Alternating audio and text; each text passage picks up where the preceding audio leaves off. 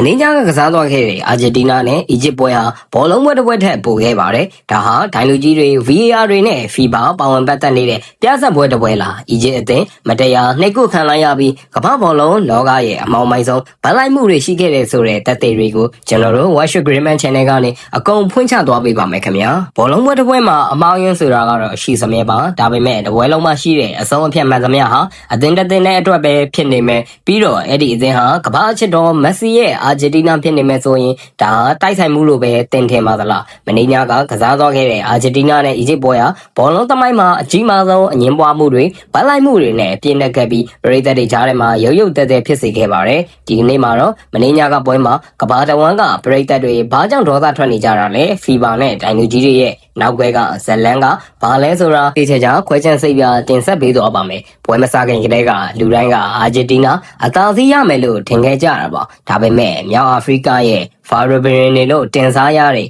အီဂျစ်အသင်းဟာစိတ်ဓာတ်အပြည့်နဲ့ကွင်းထဲကိုခြေချလာခဲ့ပါတယ်သူတို့ရဲ့ဆုံးရှုံးစရာဘာမှမရှိသလိုနောက်တစ်ဆင့်တက်ဖို့အတွက်သွေးစာနေတဲ့စိတ်ဓာတ်မျိုးရှိနေခဲ့တာပါဒါပေမဲ့ကစားသမားတွေမသိခဲ့တာကသူတို့ကအာဂျင်တီးနား17ယောက်တည်းကိုရင်ဆိုင်ရမှာမဟုတ်ပဲကွင်းထဲကဒိုင်လူကြီး VAR ခန်းတွေကလူတွေနဲ့ဖီဘာရဲ့စနေကြီးတစ်ခုလုံးကိုပါရင်ဆိုင်ရတော့မယ်ဆိုတာပါပဲကဲပွဲစားပြီဆိုကြတဲ့ကဒိုင်လူကြီးရဲ့လေးချုံတန်းတွေဟာတစ်ဖက်သက်ဆန်လာခဲ့ပါတယ် Watch Agreement ကနေဒေဂျာစောင့်ကြည့်စမ်းစစ်ချက်တွေအရပွဲပထမပိုင်းအနည်း20အတွင်းမှာတင်အီဂျစ်အသင်းဟာမတရားတဲ့ PR တွေကိုခံခဲ့ရတာပါအာဂျင်တီးနားကစားသမားတွေရဲ့ချက်တောက်ကိုရည်ရွယ်ချက်ရှိဖြတ်ထုံးမှုတွေကိုဒိုင်လူကြီးကပလေးအောင်ဆိုပြီးမျက်ကွယ်ပြုခဲ့ပေမဲ့အာဂျင်တီးနားကစားသမားတွေဘောလုံးလူရင်းအနှဲငယ်ထီမီခိုင်မီယုံနဲ့တင်အဝါကတ်တွေဟာမိုးရွာသလိုကျလာပါတယ်ဒါဟာဒိုင်လူကြီးတစ်ယောက်ရဲ့ပွဲကိုထိန်းချောင်းတဲ့ပုံစံမျိုးလုံးဝမဟုတ်ပါဘူးဒီကျကစားသမားတွေစိတ်တက်ကြအောင်ကြောက်ရွံ့သွားအောင်စိတ်ဓာတ်ပေရအရာဖိနှိပ်လိုက်တာပဲဖြစ်ပါတယ်ခင်ဗျာဘောလုံးပွဲတော်ဝဲမှာနောက်ခံလူတစ်ယောက်အဝါကတ်ဆော့ဆော့စီစီအပြခံရပြီဆိုရင်အဲ့ဒီနောက်ပိုင်းကာကွယ်မှုတွေမှာရဲရဲဝံ့မဖြတ်ထုတ်ရဲတော့ပါဘူးဒိုင်လူကြီးဟာဒီဗျူဟာကိုအပိုင်သုံးသွားတာပါအီဂျစ်ရဲ့ခံစစ်ကစားသမားတွေကိုအဝါကတ်တွေအတင်းလိုက်ပြပြီးဒုတိယအဝါကတ်အနီကအပြခံရမှာကြောက်အောင်လုပ်ခဲ့ပါတယ်ရလအနေနဲ့အာဂျင်တီးနားတိုက်စစ်မှုတွေဟာအီဂျစ်ရဲ့ကွင်းလယ်နဲ့ခံစစ်ဆောင်တွေကိုဘာဖီအားမှမရှိပဲအလွယ်တကူထိုးဖောက်ခွင့်ရရှိသွားပါတယ်ဒါဟာဒိုင်လူကြီးတွေကအာဂျင်တီးနားကိုကော်စောနီခင်းပေးလိုက်တာမဟုတ်ရင်ဘာဖြစ်နိုင်အောင်မလဲဗျာဒါပေမဲ့အီဂျစ်အသင်းဟာညံဖြစ်နေတဲ့အသင်းမဟုတ်ပါဘူးသူတို့ရရှိတဲ့အခွင့်အရေးတွေကိုအကောင်းဆုံးအသုံးချခဲ့ပြီးအာဂျင်တီးနားဂိုးသမားကိုကြော်ဖြတ်ကအဖိုးတန်ဦးဆောင်ကိုတွင်းယူနိုင်ခဲ့ပါတယ်ကွင်းတစ်ခုလုံးကအီဂျစ်ပရိသတ်တွေဟာအော်ဟဲအောင်ပွဲခံနေကြပါတယ်ဒါဟာသူတို့နောက်တစ်ဆင့်တက်ဖို့အတွက်အသေးချာသလောက်ရှိသွားမယ်ကိုပါဒါပေမဲ့ဒိုင်လူကြီးတွေဇန်ညွှန်းရေးထားတဲ့ပြဿနာဒီကိုကပါမလာခဲ့ပါဘူး VAR ခန်းကချက်ချင်းအချက်ပြလာပြီးဒိုင်လူကြီးကမတင်ကားစရာကောင်းအောင်ကွင်းပေး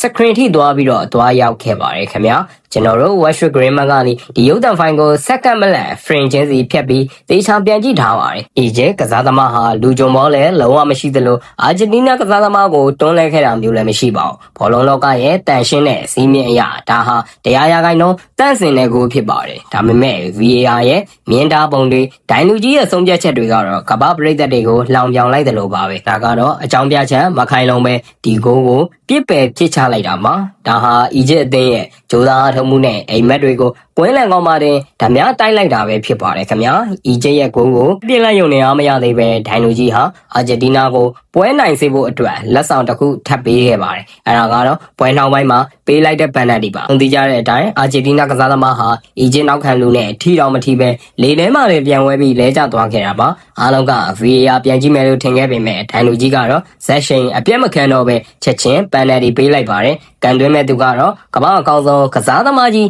းလီယိုနယ်မက်ဆီပေါ့ဗျာဒါပေမဲ့ကန်တရားဆိုတာဇန်ညွှန်းအတိုင်းအမြဲမလိုက်ပါဘူးမက်ဆီရဲ့ပန်နယ်တီကန်ချက်ကိုအီဂျစ်ကုန်းသမားကအကောင်းဆုံးကာကွယ်သွားနိုင်ခဲ့တယ်လို့လွဲချော်သွားခဲ့ပါတယ်အာဂျင်တီးနားဟာဒိုင်ပေးတဲ့လက်ဆောင်ကိုတော့ဂိုးအဖြစ်မပြောင်းလဲနိုင်ခဲ့ပါဘူးဒီနေရာမှာပရိသတ်တွေအမြဲပြောလို့ရှိတဲ့ဒိုင်ကူမှမက်ဆီသို့မဟုတ်ဖီဘာကအာဂျင်တီးနားကိုပဲဖလားတွေပွဲတွေကိုတင်ကြုံပေးနေတာဆိုတဲ့ဆွဆဲချက်တွေဟာပို့ပြီးတော့ခိုင်မာလာခဲ့ပါတယ်ကမ္ဘာဘောလုံးဖွဲ့စည်း FIBA အနေနဲ့မက်ဆီနဲ့အာဂျင်တီးနား နောက်တစ်ဆင့်တက်သွားမှသာview shit တွေကာလရှည်စီးပွားရေးအကျိုးအမြတ်တွေရမှာမို့လို့အခုလိုဝင်တွင်ကွင်းပြင်ကြိုးကင်မှုတွေလုံနေတာလားဆိုတာတန်တရားဝင်စရာအလွန်ကောင်းနေပါပြီခင်ဗျာပွဲပြီးဆုံးသွားတဲ့အခါမှာတော့ရလက်ကဘလို့ပဲဖြစ်ဖြစ်တကယ်စစ်မှန်တဲ့ဘောလုံးပရိသတ်တွေရဲ့နှလုံးသားထဲမှာတော့အီဂျစ်အသင်းဟာအနိုင်ရရှိခဲ့တာပါခြေစွမ်းအရာကြီးမဲ့ဆိုရင်အီဂျစ်ဟာနီးဗျူဟာပိုင်းကစားသမားတွေရဲ့စိတ်ဓာတ်ပိုင်းပါအာဂျင်တီးနားထက်အပြတ်အသတ်တာလွန်ခဲ့ပြီးကွင်းထဲမှာပိုကောင်းတဲ့အသင်းဖြစ်ခဲ့ပါတယ်